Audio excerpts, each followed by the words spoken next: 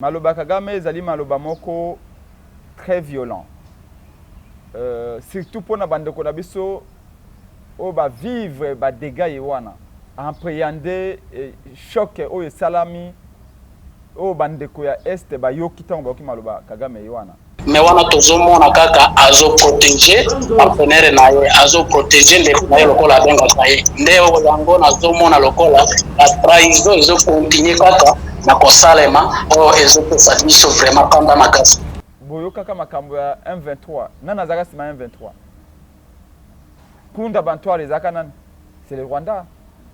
Mutebusi ezaka nani c'est le Rwanda. Bah différents groupes armés à Kuna.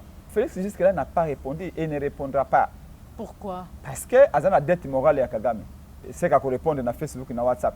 Félix sait qu'il n'a pas été élu. Et par-dessus tout, il sait que c'est grâce à Bapi à Kagame qu'il a commis président.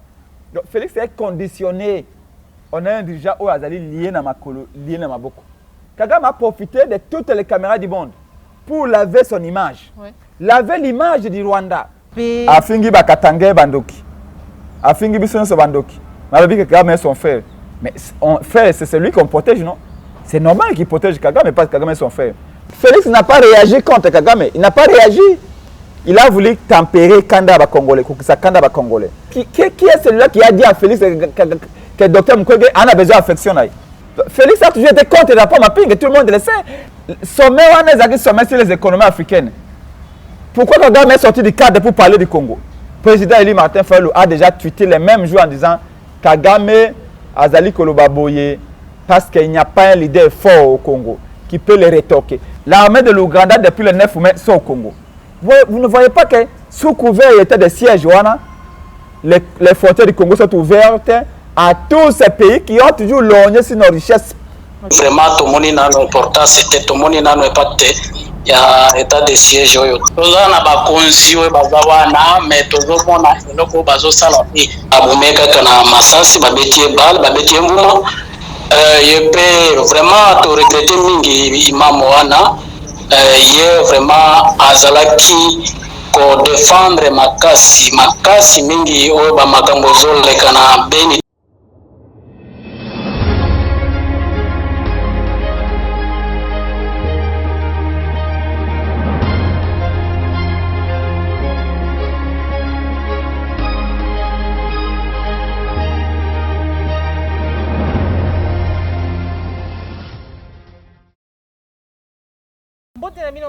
Il y émission Vérité de tous côtés, dans la chaîne de vérité www.picard télévision.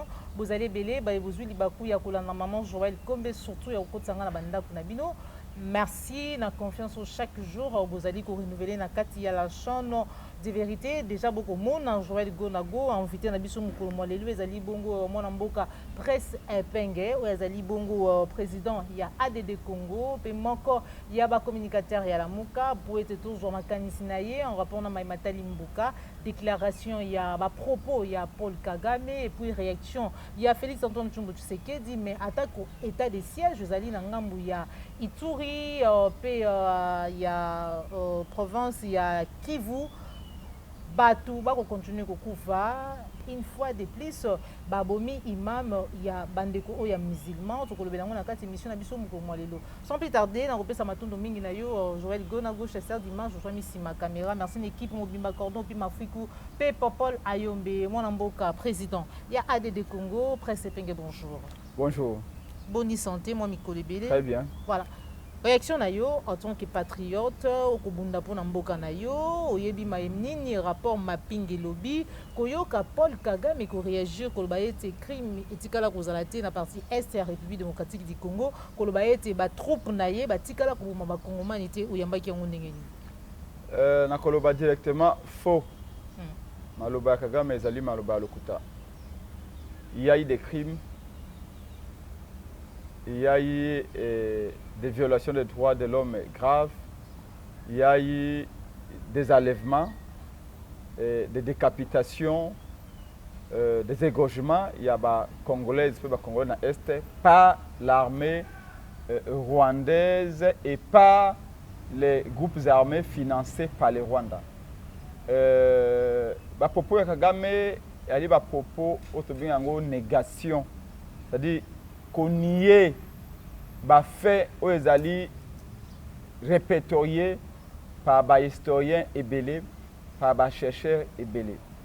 Maloba Kagame ezali maloba moko très violent, surtout pour na bandeko na biso oyo bavivre badégâts ye wana. Peut-être qu'on n'arrive pas à appréhender choc oyo esalami oyo bandeko ya este bayoki ntango bayoki maloba Kagame ye wana. Tout ce que Kagame a dit est faux. Bato banso bayebi massacre ya Kasika na 1998 tango RCD yali kokota na Congo. Bakota na mabele ya Kasika na Sud Kivu, je veux dire Nord Kivu, baboma ba Congolais ebele. Wana entrée armée rwandaise na RCD. Na Kasika na 98 ba égorgé même ba prêtre catholique. Je dis bien égorgé. À part ça, pour na citer ba date nyonso te. Awa ba événement ya Kisangani, guerre ya 6 jours entre armée rwandaise na armée ougandaise. Ba massacre ezalaki commis, ba pillage ya ba richesse ya Congo. Lelo kei na Kisangani okomona bato belé makoliza te maboko ya lite bilenge. Lelo bato bazaka na ba 10 ans, lelo bakomi na ba 20 ans, bakomi na ba 30 ans.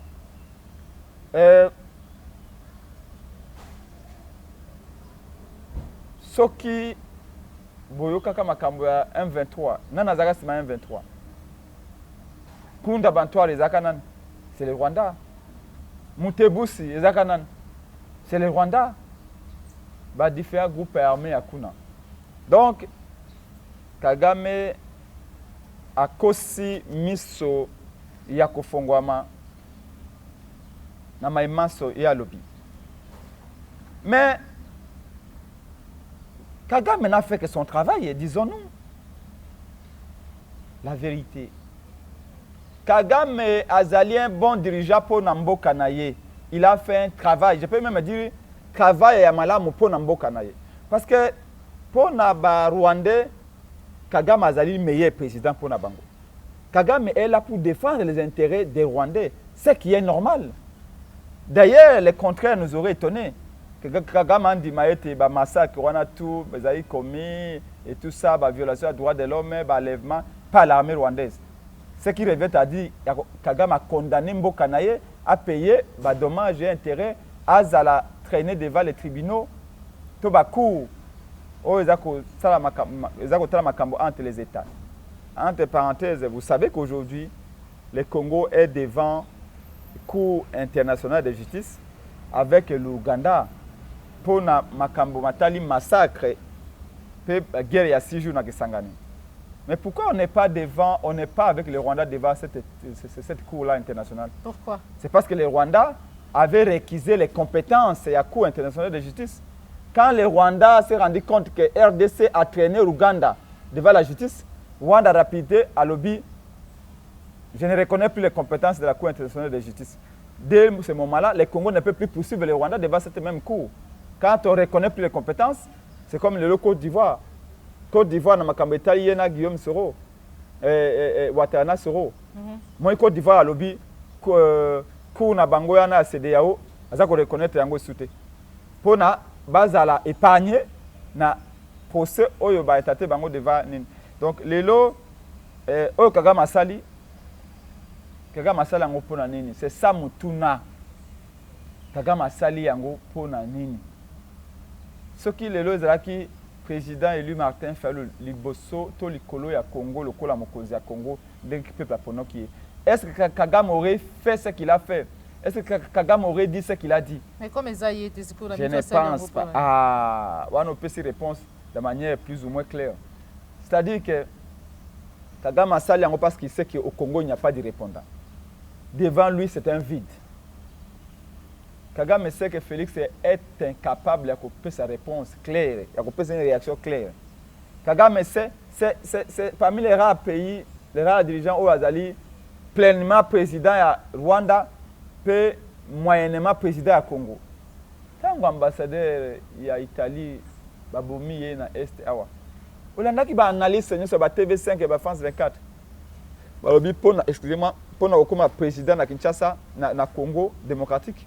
Il faut Rwanda appeler sa vie na ye. Pona ko soit deuxième mandat na Kinshasa, il faut Rwanda appeler sa vie na ye. À valider. C'est là où réside la réponse. Ouais. Kagame a défendu son pays. Quand le docteur Mukwege Azali manipulé, docteur Mukwege Azali un instrument à force occulte et tout ça, ça dit que le docteur Mukwege oui. Qui est censé défendre le Congo? Kagame a défendu son pays comme État rwandais. Alors, de l'autre côté, il faut Moutou Azali Kolobet Azali président du Congo, de défendre le Congo. Voilà. Tant que vous êtes président du Congo, réaction naïe, alors bien Azali Wanate na répondre homologue naïe, ou Azali na bonne relation et ka luka ba kano, topé ba voix misusu pour na répondre réaction naïe.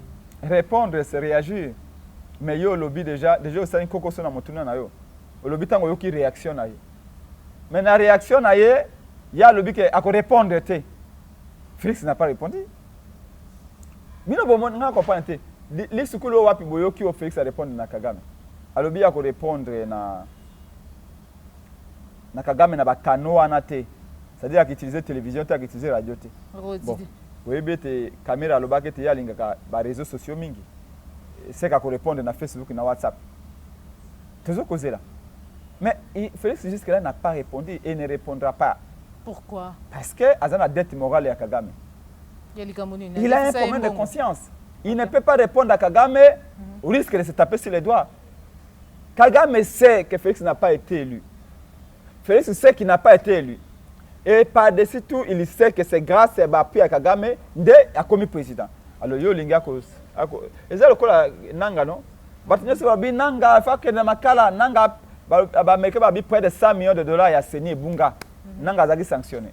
Mais pour IGF qui n'a jamais audité Nanga. Audité, je suis à la. Parce que ce qui touché Nanga, Nanga la vérité.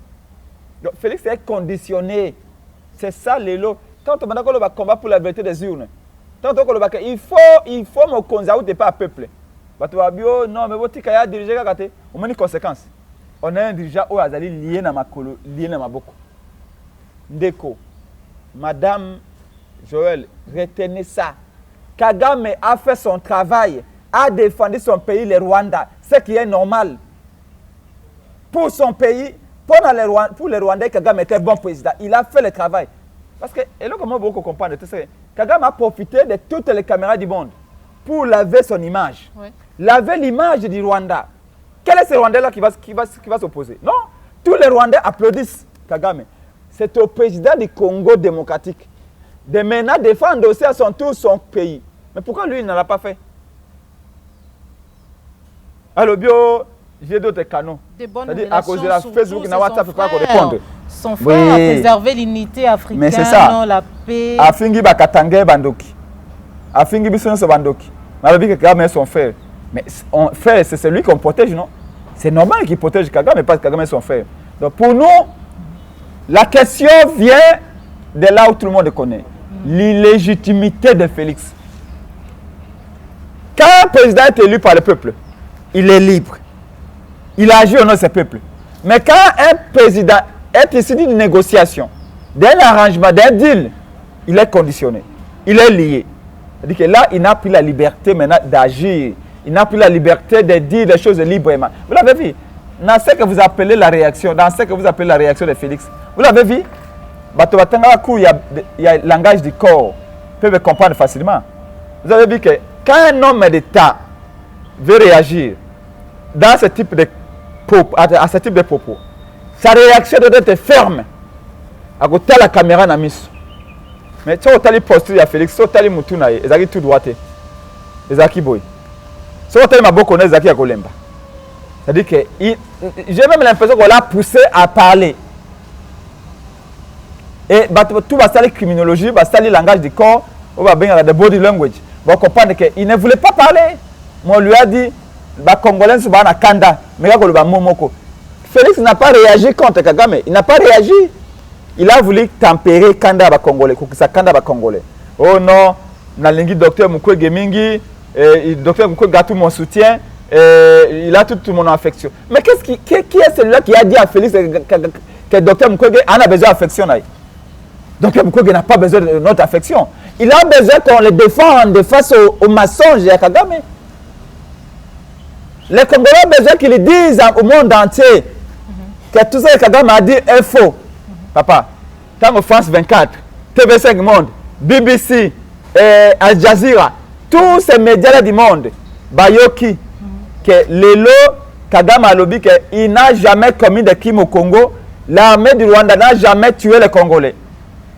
C'est-à-dire que Kagame s'est lavé une fois pour toutes. Et je vous dis qu'à partir d'aujourd'hui, Kagame ne parlera plus du Congo ailleurs. Parce qu'il a déjà profité de l'occasion, il a dit. Sommet sur les économies africaines. Pourquoi Kagame est sorti du cadre pour parler du Congo? Parce qu'il a compris que c'était une fenêtre. Papa, vous ne pouvez pas imaginer au XXIe siècle la force de la communication, la force de la télévision et de la radio. Kagame en a profité, il s'est engouffré, il a lavé l'image de son pays, il a lavé son image. Et surtout, il a fait un bilan en rapport avec la Oui, c'est Félix d'en profiter pour dire non. Même si j'ai reçu Kagame, qui m'a permis de diriger le Congo, mais Mukwege n'est pas un manipulé. Mukwege est un citoyen congolais qui a beaucoup de respect pour les Congolais. Kagame est devenu, non, Mukwege est devenu le symbole même de la fierté congolaise. Ça Félix de défendre son pays, mais il ne l'a pas fait. Mais quand tu dis, Babi, beaucoup comprendre, quand tu dis que non, voilà les rapports mapping, c'est un rapport qui a été rédigé par Expert, c'est pas le Congolais donc à répondre, Kagame par non, au contraire, c'est une preuve que Félix est même complice. Ça veut dire quoi cette histoire-là? Tant à Bandi Koloba, le rapport mapping n'est pas un rapport congolais, ça veut dire quoi? Que le rapport soit congolais ou pas, dès le moment où ce rapport-là est pour l'avantage du Congo, ça devient un rapport congolais. Tout Congolais digne de ce nom à cause défendre le rapport mapping. Rappelez-vous, lors de son passage dans TV5 Monde, ministre, il y a intérieur, il y a Félix Tshisekedi, mais c'est Kankonde. Qu'est-ce qu'il avait dit? Kankonde avait dit que Félix Tshisekedi peut faire la justice transitionnelle. Ça veut dire quoi? Justice c'est réconcilier Bétini à Congo. Parce que pour Félix Tshisekedi, la guerre à l'Est est une guerre entre les tribus. Et donc, il faut privilégier une réconciliation. Okay. Pour Nabango, rapport mapping et rapport moko et ce que même va confluer Belé. Félix a toujours été contre le rapport mapping, tout le monde le sait. Et son ministre de l'Intérieur, lors de son passage sur TV5 Monde, l'avait dit. Voilà. Bon, après, c'est donc aujourd'hui, oui. Félix Tshisekedi ne peut pas dire non à Kagame. Parce qu'il sait que c'est Kagame qui l'a aidé à devenir président. Voilà. Mais dans tout ça, là, la position de Lamuka, président Lamuka, Molamboka, Martin Fayulu, Adolphe Musito, qu'est-ce qu'ils en pensent? Non, le coordonnateur à Lamuka en exercice, Adolphe Musito, avait déjà fait son tweet pour dire que tu as un problème à leadership. On a besoin d'un bon dirigeant. Un dirigeant qui est intellectuellement bien formé pour diriger le Congo. Un dirigeant qui a la capacité, a la légitimité. Quand vous avez la légitimité de votre peuple, vous êtes devenu son porte-parole. Vous n'allez plus hésiter de parler ou de dénoncer. Félix n'a pas cette légitimité-là pour le faire. On a besoin d'un nouveau leadership à tête de l'État. Le coordonnateur Lamuka Saloba, qui est en Adolphe Musito, président Eli Martin Fayulu a déjà tweeté le même jour en disant Kagame Azali Koloba Boye, parce qu'il n'y a pas un leader fort au Congo qui peut le rétorquer. Vous pouvez imaginer un seul instant, Mobutu de son vivant Vandi Boye. Kagame a lobby Makambwana contre Mobutu, devant Mobutu. Parce que ce qui est plus choquant encore, c'est que Kagame a lobby en Rwanda, Kagame a lobby en face de Félix Tshisekedi, qui n'a pas rétorqué. C'est ça le pire. Soko Moni na avenue, na quartier, tant de kola. Babeta ka mwana wana mikolonyo son avenue na bino. C'est que en réalité papa na ina maman ne bato sakaité. Na ba quartier de Kolié, c'est na bana mosusu basimba ka bango jamais. So Moni mwana la comme ko beta, c'est que on n'a pas peur de son papa. On ne craint pas, on ne respecte pas sa mère. C'est comme ça. On se joue du Congo aujourd'hui parce qu'on a pris un interlocuteur valable. Yango to ko benga ba élection 2023 et yana lombango poto zwa un véritable président. On va aller scientifiquement blindé, on va aller intellectuellement blindé, on va aller en termes de légitimité, vraiment expression à volonté légitime du peuple. Dès ce jour-là, tu as armé à Malam et protéger le Congo, tokozwa ba dirigeant malamu o bakoloba pe bangi bango. Lelo alors que état de siège ezali état de siège mais liwa imam babomi imam. Bon, pour vous dire que état de siège et que même biso bangambo ebele.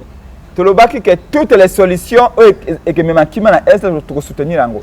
Mais tu vas se poser la question.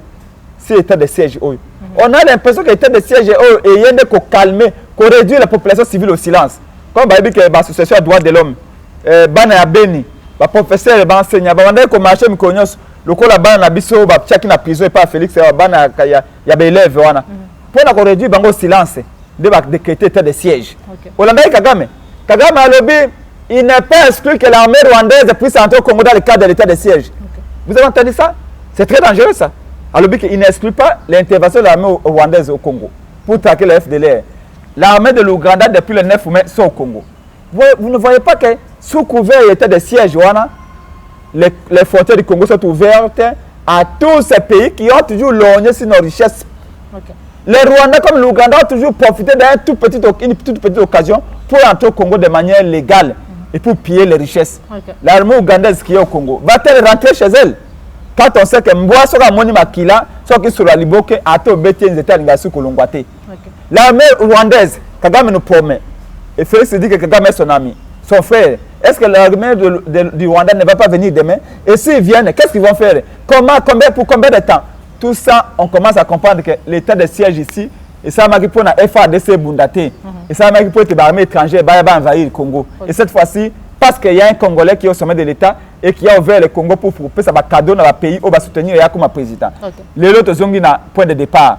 Balobi chasser le naturel, on revient au galop. Les lots, les Cambo, il y a légitimité, ils sont au centre, ils sont au cœur, il y a débat dans le Congo. Si on avait un président légitime, Alingaka a fait plaisir à Kagame, à Museveni, pour Bandimae, non? Quand un président est élu par les Congolais, il n'a pas besoin de l'appui de l'Angola, de l'appui du Congo. Au départ, il serait accepté parce que les Congolais l'ont élu. D'où la nécessité que l'élection 2023 te réclamer. Et ce que les été, te bengana Félix. Merci beaucoup, mon ambo après ce peng. Numéro de téléphone pour na baïba kozana bosenga na. Natonyo boto di mama, tu kota na mikolo mikoya na mbolayi bwango nyoso motuna o pote mingi ya koloba ezali. Pour maloba oyo loba mena Kagame, peu réponse réalité, ingo l'accepter notre pays est réellement vendu et à tous les Congolais. De leur comprendre que Félix n'est là que pour ses propres intérêts et pour l'intérêt de son parti et de ces gens-là qui ne comprennent pas que la nation vaut mieux qu'un parti. Voilà. Na PCO numéro est allé plus 243 85 324 7300. Voilà, bandeko balandi ya Appliquer Télévision, le lenge na utiko lo bezala kibongo mon mboka presse penge président ya DD Congo, moko ya ba communicateur ya la muka, tozala ki vraiment nesengo ya kozwa makanisi na ye mukolo mwa lelo, mais kasi tokota na deuxième partie ya émission na biso ezali bongo ma Italie état de siège, ma Italie insécurité na partie est ya République démocratique du Congo. Qu'est-ce qui se passe? Lobby déjà toyoki peto moni na bilili 2 semaines babomi deuxième imam bandeko ba musulman tokolobela ngo na kati émission na biso mukolo mwa lelo na kozala en direct nandeko Damier Irana oyazali bongo ndeko congolais oyazali bongo na Beni pour être toyeba qu'est-ce qui se passe pour être toyeba vérité ya mayo tozali koyoka tokozwaye déjà na nzela ya téléphone na kobenga ye pour être to solwana ye aya no la bongo na mituna ya Appliquer Télévision pe ya maman Joël Kombe. Allô mbote ndeko Damier. Oui, mbote maman Joël Kombe. Voilà, ozali en direct ya Appliquer Télévision. Okoki ko expliquer na bandeko bazali ko landa yo ozali précisément wapi na Beni.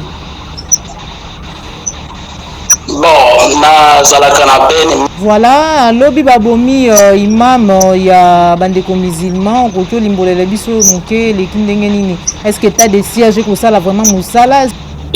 Pour votre information d'ailleurs, papa imam wana babomaki naza sur place. Ok, qu'est-ce qui s'est passé?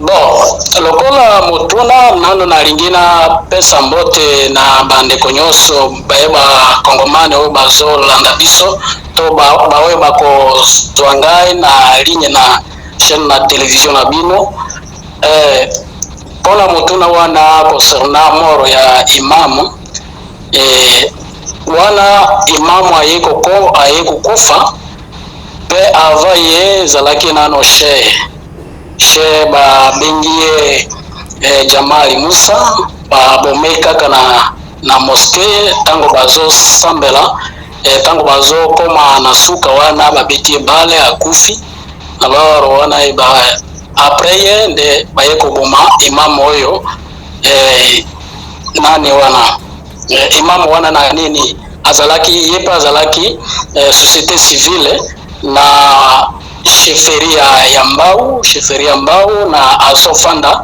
na mavivi eza mboka oyo aérodrome ezali yango wana.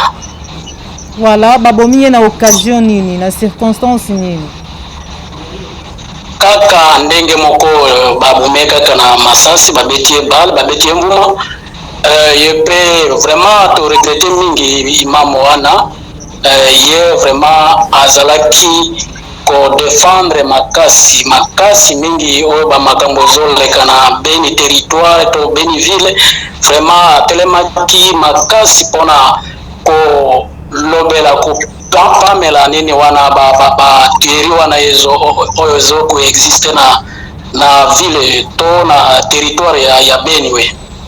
mais kasi état de siège ye jo babomi imam ozalaki na Beni état de siège ye est-ce que population va ressentir impact ya état de siège bien que yo moko aussi la kipe kotindelanga ba image ya makambo yo koleka malgré état de siège vraiment tomoni nano importance c'était tomoni nano impact ya état de siège oyo te po net bato bazoko bakaka na kukufa pe oyo ba nani ba chef ya religieux musulman oyo baza bazofanda na ville siko makambo ezokotela biso tina ville oyo biso tozomona ngo eza lokola ava nano ba décréter oyo état de siège baprocédaki mabe po esengelaki nano batala nano base ya makambo ava kodécréter état de siège il faut nano nayebi te esengelaki batinda nano soki baexpert bato ya renseignement il faut bakota bazala installé na province wana mibale simango badécréter mpe batindi bakonzi wana basoda na oyo wana nani policier. donc jusque là impact ezali te vu que bato bakokufa chaque jour. oui bon na yango wana mpona Ituri wana nalobi nano mpona Nord Kivu siko mpona Ituri omoni Ituri eza na ba différentes nini milicien oui wana ka ya Ituri eza vraiment très différent na oyo ya Nord Kivu tango bato wana bakonzi wana bazo kokate kodétecte problème bazokoka te kodétecte problème soki problème eza nini yango bazokoma kaka eza kaka systeme oyo ezalaki liboso tato bagénéraux bazalaki liboso bakokotisa ye bafausse idée na kati na ye sikoyo bazokodetourne ye olieke asala mwa procédure moko ya malamu oyo ekodécarte maproblème yango wana nde tozomona meme na territoire ya Irumu wana omonaki territoire ya Irumu ezalaki na kati ya bajour oyo bazoloba FPIC donc chini ya kilima bo wana eza autodéfense wana baza banani ko barebele baza bana mboka pe bazoza na milisi mosusu bazobenga Zaire pe Kodeko pe eza na babrashe mingi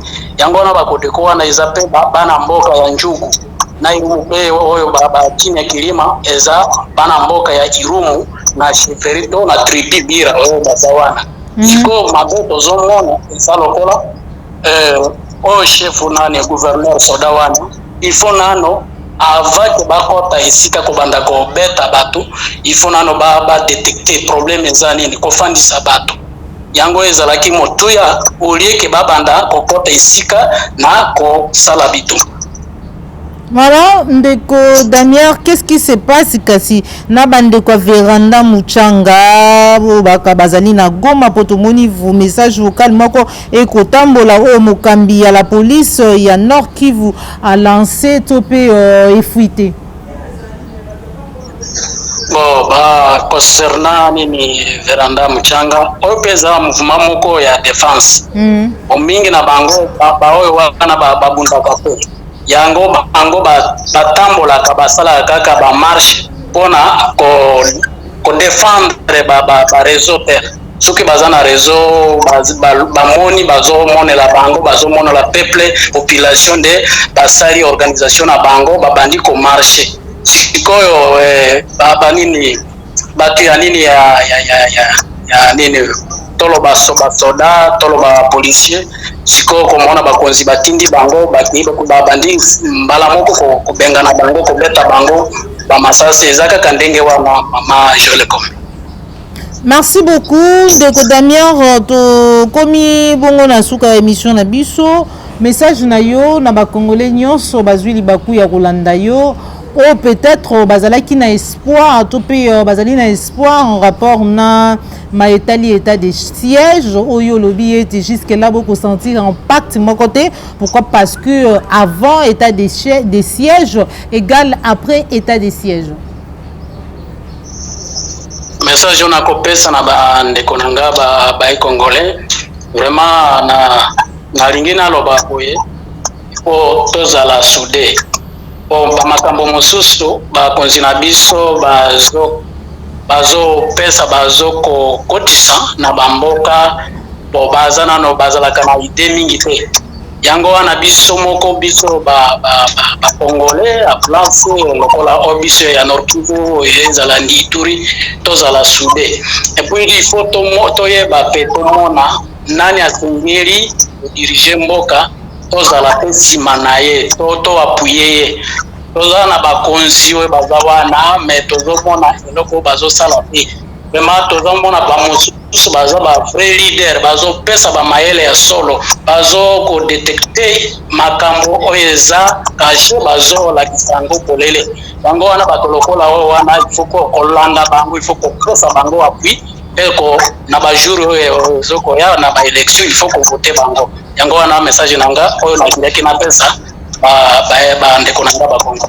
Mais kasi réaction ya Paul Kagame en rapport na maetali rapport mapping population na ngambu ya Beni tope Nord Kivu Sud Kivu bayambi yango ndenge nini? Vraiment oyo wana ndeza vraiment ezopesa pasi mingi mama Jolecom parce que oyebi oyo Paul Kagame auti kopesa déclaration wana esui mutu nyonso ata na biso bato ya este ya Congo vraiment